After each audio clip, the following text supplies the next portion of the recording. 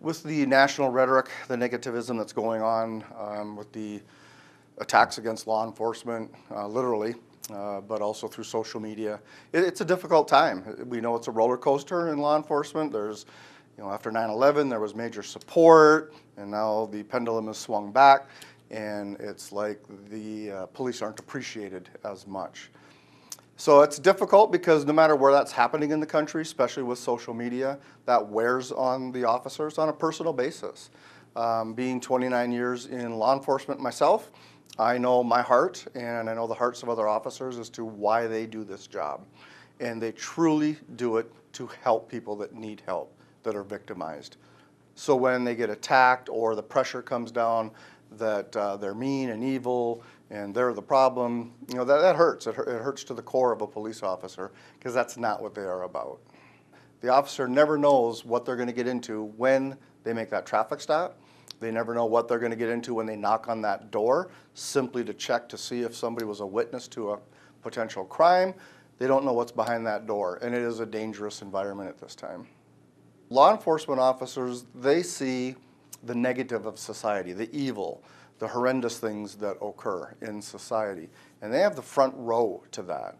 As a citizen, I can go home and choose to watch the news or not, but as an officer, they have to respond to these scenes. They have to work with the families, work through that devastating tragedy and heartache that families can go through. And again, police officers are compassionate people, so that hurts emotionally, and I always call it just kind of scars your heart as you go through a lot of these.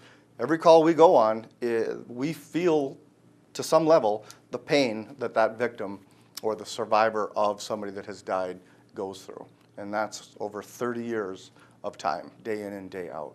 There are a lot of overdoses that are occurring, and it's not just the heroin and the opioid overdoses. It's now that the heroin is being mixed with fentanyl and carfentanil. And it's just very dangerous, and it's Russian roulette with drugs is what it is.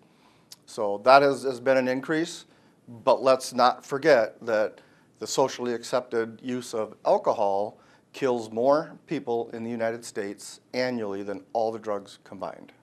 One of the biggest misconceptions is that the police, although they're out there enforcing the laws, had nothing to do with making the laws. So the police get blamed a lot for somebody breaking the law, or that's a dumb law or something like that. But the police don't make the laws. They simply enforce the laws.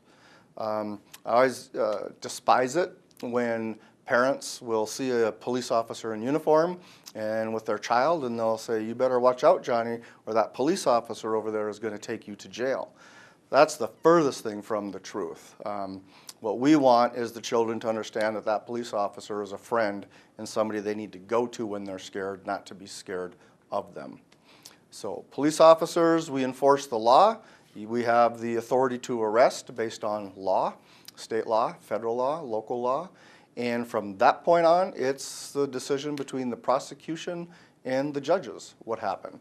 So it's not the police you should be afraid of. Yes, we may catch you, but it's the judge and the prosecutor that does make those decisions. Just proud to have kept a overall positive attitude. Understand that I'm not a judge. I don't judge people based on their actions and choices they made. I wasn't raised the way they were raised. I wasn't raised in the home that they were. So many people live through so many tragedies as they grow up. Not that that's an excuse to commit any crimes, but there's a lot of pain internally that people experience. Everybody is fighting some pain. And it's not a police officer's job to judge those people for their decisions. Their job as police officers is simply to enforce the law, hold people accountable for their actions, and then let the courts determine that.